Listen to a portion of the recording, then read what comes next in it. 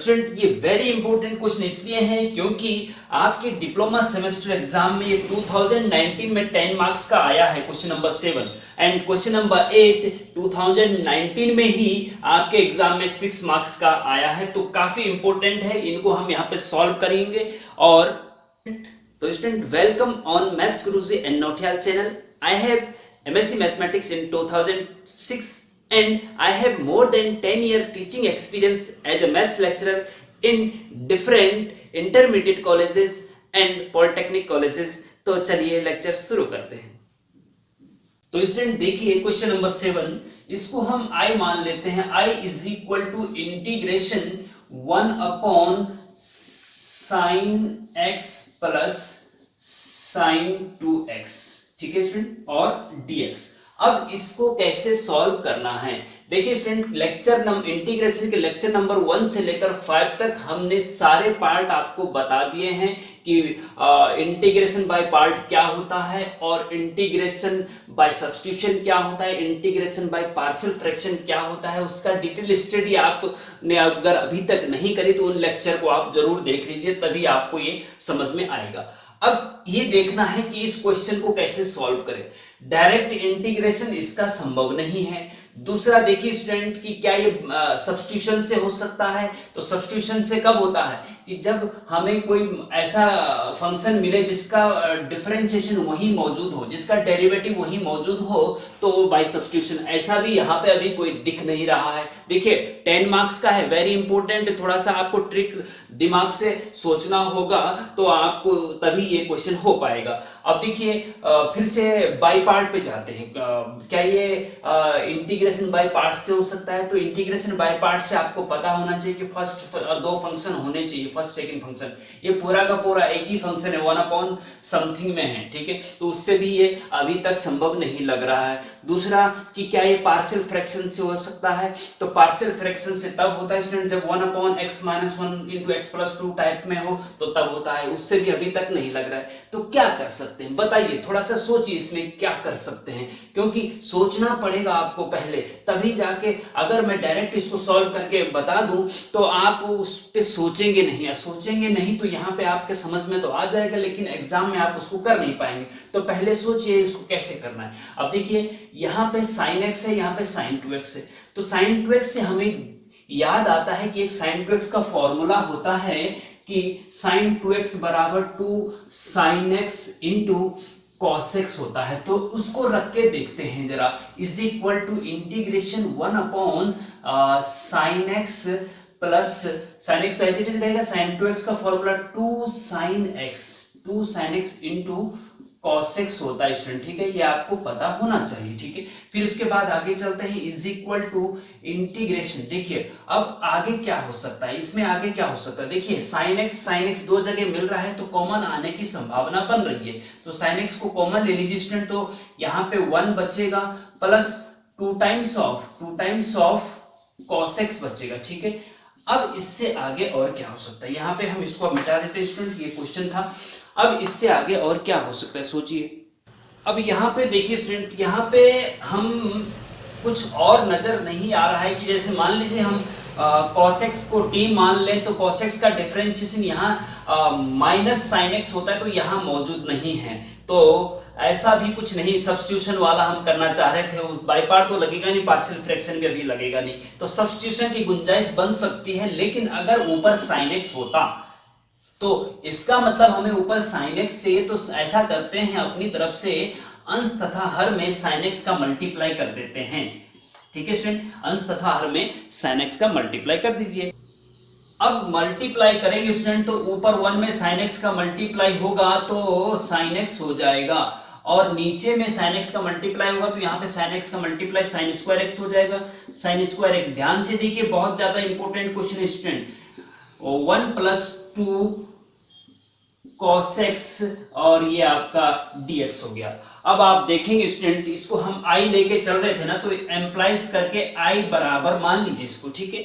अब आप ऐसा कर सकते हैं इसको, क्योंकि अब यहाँ पे देखेंगे आप कि cos x को t मान लें तो cos x का डिफरेंशिएशन यहाँ मौजूद है, तो cos x को t मान सकते हैं। लेकिन इस sin स्क्वायर x को भी आप cos स्क्वायर में बदल दीजिए तो और इजी आपको हो जाएगा। अब आप ऐसा कर सकते हैं, इसको इक्वेशन नंबर 1 मान लेते हैं और इक्वेशन नंबर 1 ना मान करके पहले इसको भी बदल दीजिए, ठीक है।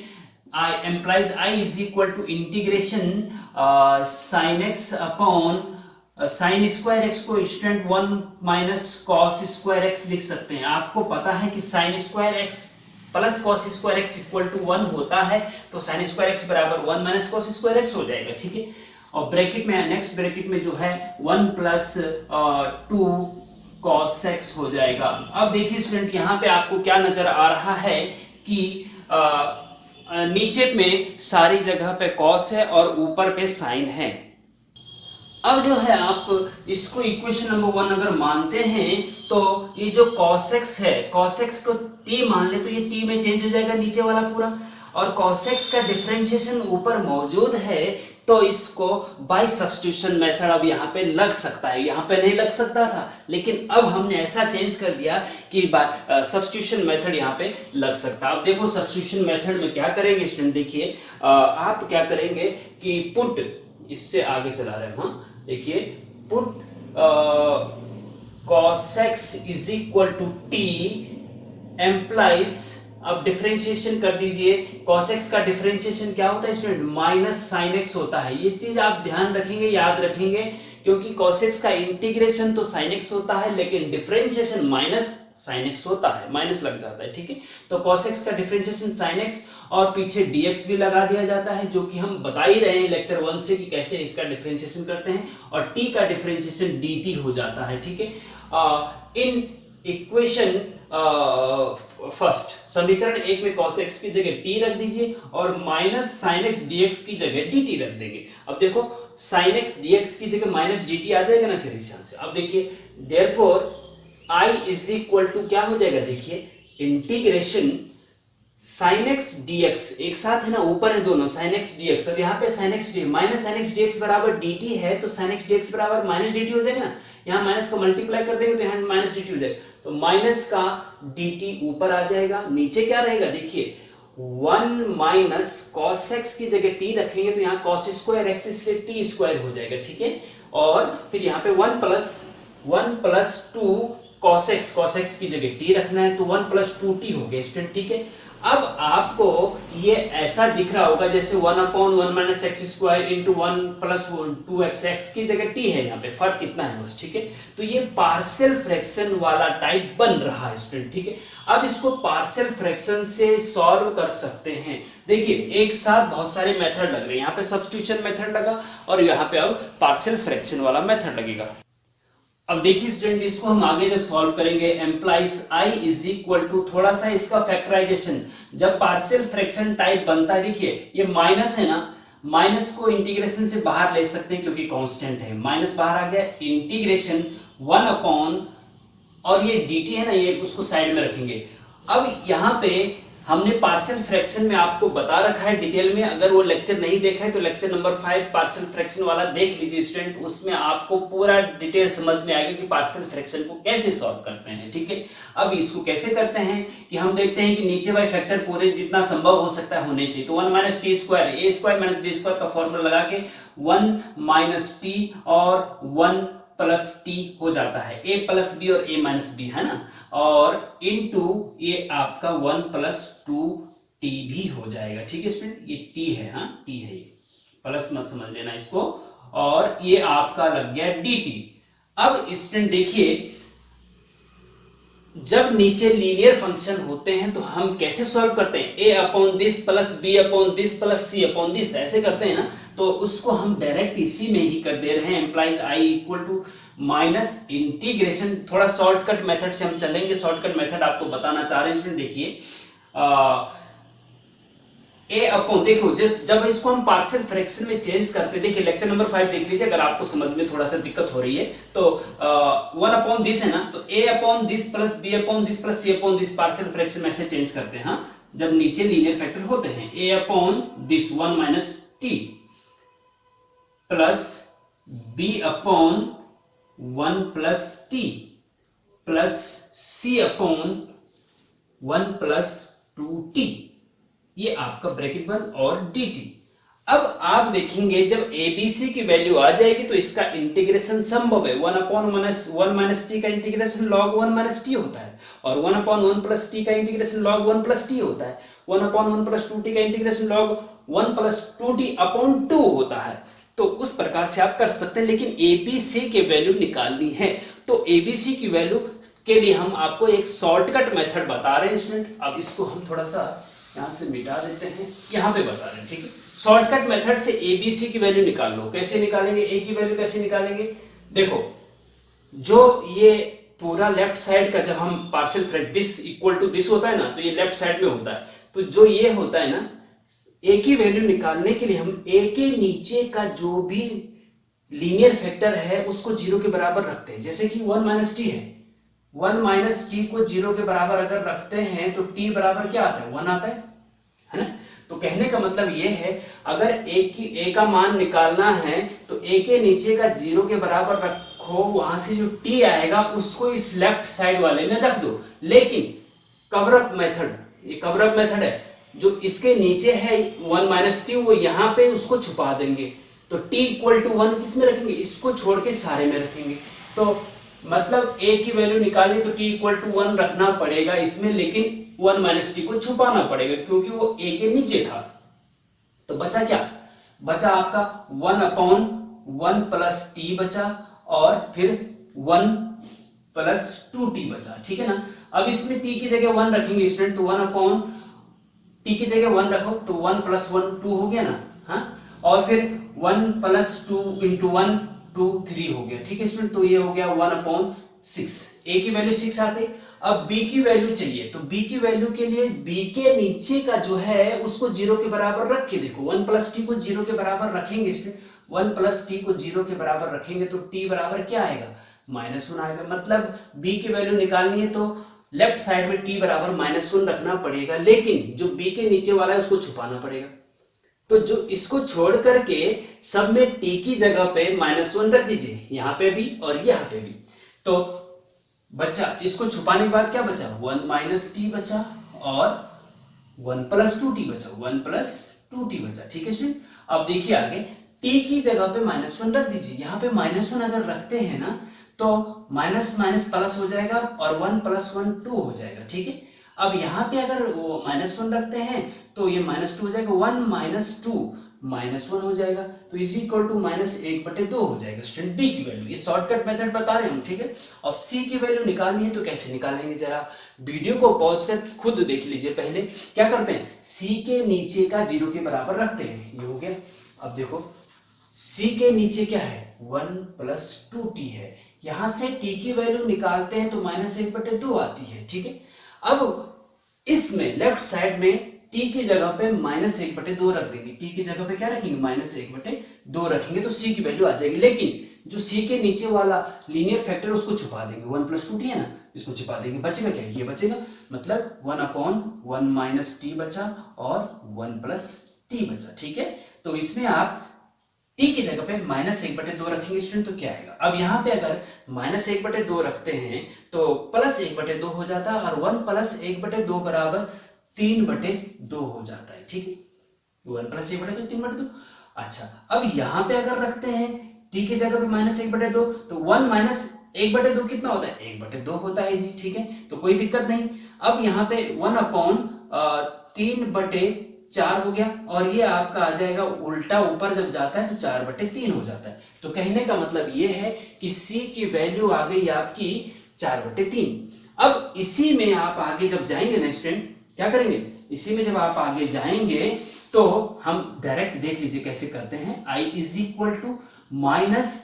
-इंटीग्रेशन a की जगह पे क्या रखेंगे, 1/6 रख दीजिए भाई, 1/6/1 - t, ब्रैकेट भी लगा दीजिए, हाँ, प्लस b की जगह पे क्या रखेंगे, -1/2/1 + t, प्लस c की जगह पे क्या रखेंगे जी, 4/3 अपॉन इसकी जगह पे ना 1 + 2t, और ब्रैकेट बंद और dt। Very important question student, 10 marks का है, 10 मार्क्स आपको इजीली आ जाएंगे अगर आपने इस क्वेश्चन को अच्छे से समझ लिया तो, ठीक है ना। अब देखिए आगे, देखिए अब आगे क्या करेंगे, देखिए ये हम मिटा देते हैं, एबीसी की वैल्यू आप नोट कर लिए होंगे, देखिए स्टूडेंट, जब भी आप हमारे लेक्चर देखते हैं तो नोट जरूर करिए। हाँ, नोटबुक अपने पास रखिए, पेन कॉपी साथ में रखिए और फिर उसको सॉल्व देखते भी रहिए, सॉल्व भी करते रहिए, तो ज्यादा आपको मजा आएगा, ठीक है ना, और अच्छे से समझ में भी आएगा और एग्जाम में भी आप अच्छे से कर भी पाओगे। अदरवाइज आप सिंपल हल्के में टिकटॉक जैसे लेंगे तो फिर दिक्कत हो जाएगी आपको, है ना, एग्जाम में। तो देखिए, अब ये हो गया। अब इसका इंटीग्रेशन कैसे करना है जी, देखिए अलग अलग इंटीग्रेट जब फंक्शन, तीन फंक्शन बीच में प्लस लगाओ ना, यहाँ प्लस यहाँ प्लस, तो ये तीन फंक्शन है अलग अलग, तो तीनों फंक्शन का अलग अलग इंटीग्रेशन कर सकते हैं। इसका इंटीग्रेशन अलग, इसका इंटीग्रेशन अलग, इसका इंटीग्रेशन अलग। लेकिन यहाँ 1/6 कांस्टेंट है, वो इंटीग्रेशन के बाहर आ सकते हैं, कांस्टेंट इंटीग्रेशन के बाहर आता है, ठीक है ना। और माइनस तो रहेगा जी। अब देखिए implies I is equal to, अब इसका इंटीग्रेशन करते हैं केवल, तो माइनस साथ में रहेगी, माइनस टोटल का है ना, तो इसका जब जाएगा तो -1/6 बाहर रहेगा और इंटीग्रेशन हो जाएगा आपका 1/1 - t और dt, ठीक है। फिर उसके बाद देखो इसका इंटीग्रेशन, यहाँ माइनस ऑलरेडी है, एक माइनस ये जा रहा है तो माइनस माइनस प्लस हो जाएगा, ठीक है, प्लस हो जाएगा और 1/2 कांस्टेंट है तो बाहर आ जाएगा। इंटीग्रेशन के अंदर क्या रहेगा, 1/1 + t और dt। फिर उसके बाद नेक्स्ट क्या है, चलो इसको हम यहाँ से मिटा देते हैं, ठीक है। फिर ये माइनस जाएगा इसके साथ तो प्लस माइनस माइनस हो जाएगा और माइनस हो जाएगा, और 4/3 जो है यहाँ पे कांस्टेंट है स्टूडेंट, तो इंटीग्रेशन लगा दीजिए, अंदर क्या बचेगा 1/1 + 2t एंड dt, ठीक है। ये समझ में आ रहा है ना, ठीक है। अब देखिए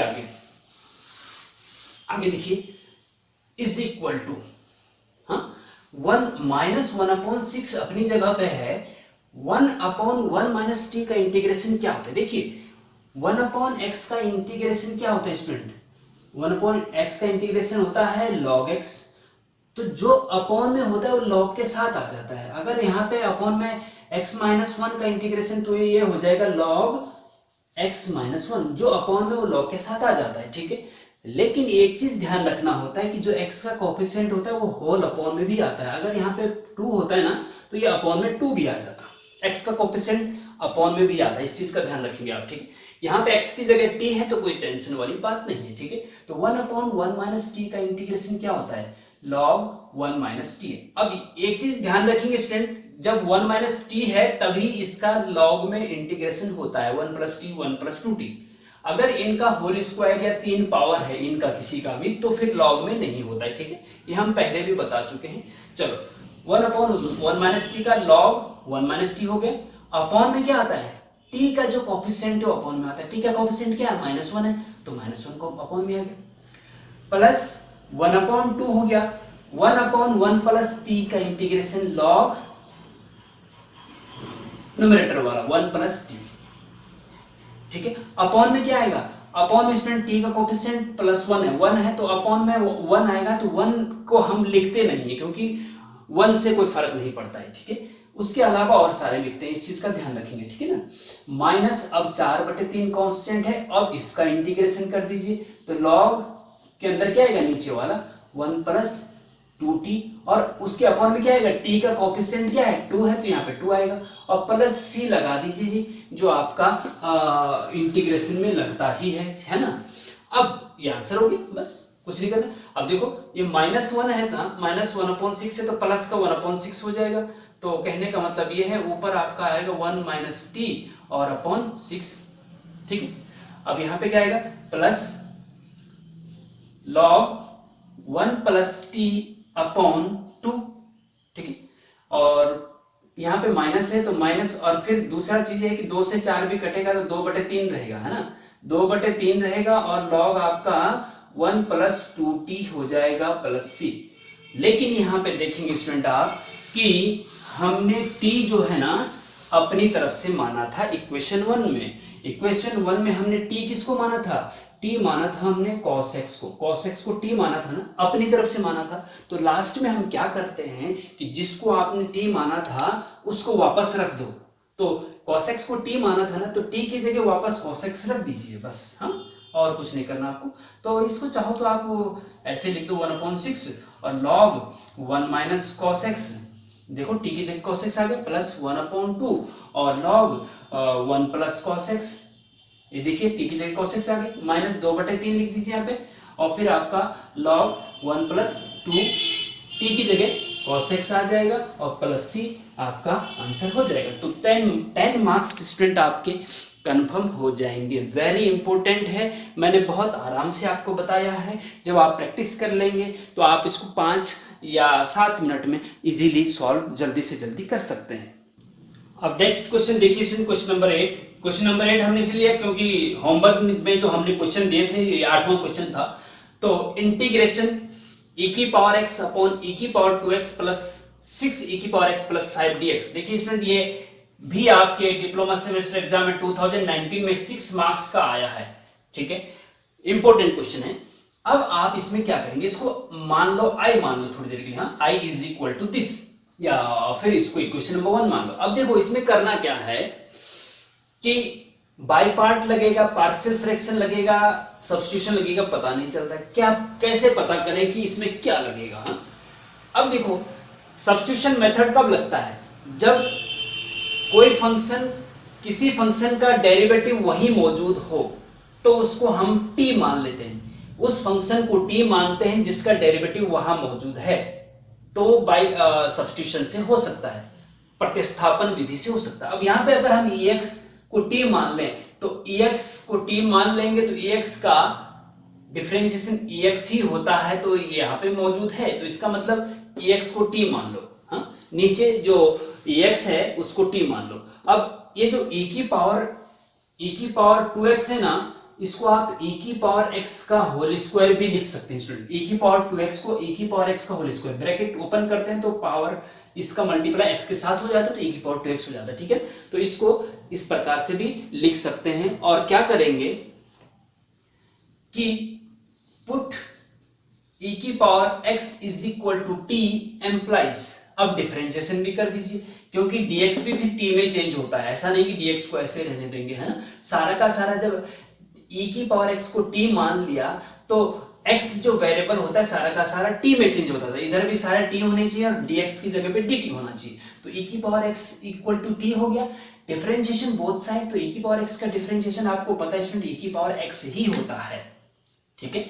और फिर dx लग जाता है, इज इक्वल टू t का क्या होता है, dt होता है स्टूडेंट। तो put this in equation first, समीकरण 1 में ये मान रख दीजिए तो i बराबर क्या हो जाएगा स्टूडेंट, i हम इसलिए ले रहे हैं i बराबर इंटीग्रेशन को डिनोट करते हैं तो i मान लेते हैं, ठीक है ना। i is equal to integration, अब देखिए स्टूडेंट क्या है कि जो ex और dx है ना, इसकी जगह t नहीं रखेंगे, इस चीज का ध्यान रखेंगे, कहीं ऐसा ना हो कि सारे इसमें आपने ex की जगह t रख दिया, ऐसा नहीं, क्योंकि हमें ex का डिफरेंशिएशन देखो ex dx बराबर dt, ex dx ऊपर है ना, तो ex dx ऊपर है दोनों, तो उसकी जगह dt रख सकते हैं, t में चेंज करना है, कुल मिला के t में चेंज करना है पूरा, ठीक है ना।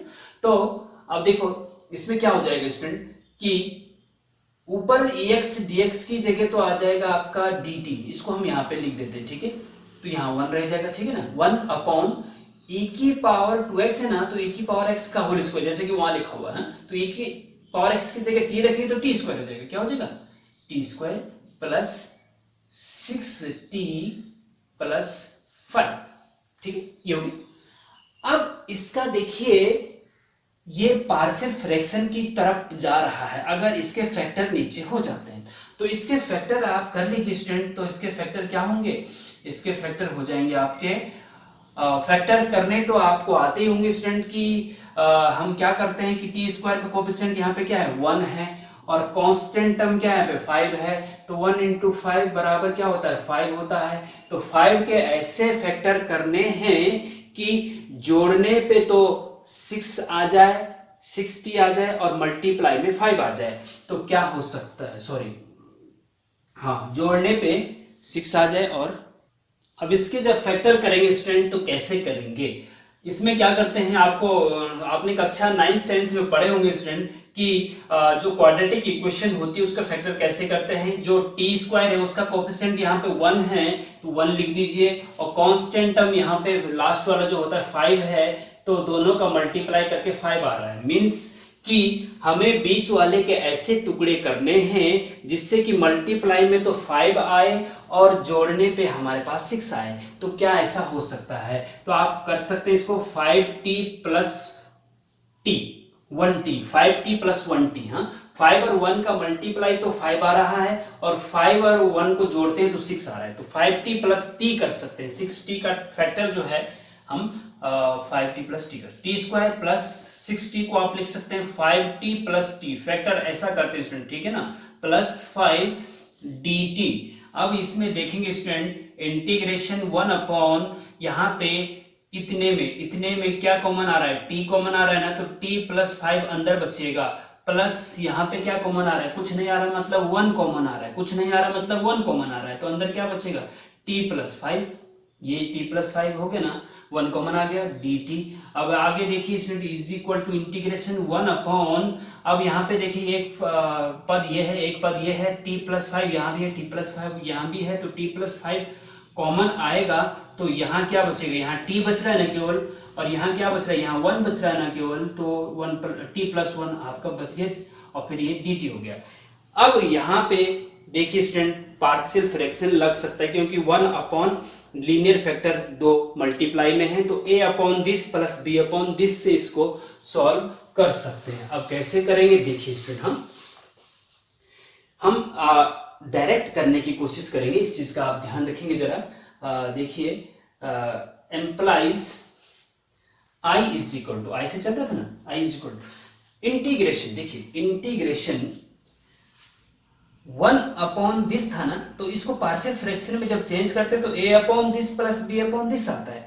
देखिए पार्शियल फ्रैक्शन सब्स्टिट्यूशन अगर आपको ये समझ में नहीं आए, देखो ये क्वेश्चन जो हम करवा रहे हैं इसमें दो क्वेश्चन इंपॉर्टेंट वाले स्टूडेंट, ये आपको तभी समझ में आएगा जब आप हमारे लेक्चर 1 से लेकर 5 तक देख लेंगे अच्छे से, तो उनको जरूर देख लीजिए, तभी बहुत मजा इसमें आएगा और एग्जाम में आप कर भी पाओगे। तो पार्शियल फ्रैक्शन में हम क्या करते हैं, जब दो लीनियर फैक्टर नीचे है तो a upon this plus b upon this, पहले वाले में क्या था? 3 फैक्टर, तो a upon b upon c upon था, यहाँ पे 2 ही है तो a upon this b upon this, b तक ही आएगा, c नहीं आएगा इसमें, ठीक है। तो a अपॉन, ये ब्रैकेट पे लगा दीजिए, a upon t plus 5, t plus 5 plus दूसरे में आएगा b अपॉन t प्लस 1, हाँ t प्लस 1 और ये आपका ब्रैकेट बंद dt लगा दीजिए, ठीक है। अब यहाँ पे ab की वैल्यू निकालनी है और ab की वैल्यू निकालने का शॉर्टकट मेथड मैं आपको बता ही चुका हूँ स्टूडेंट।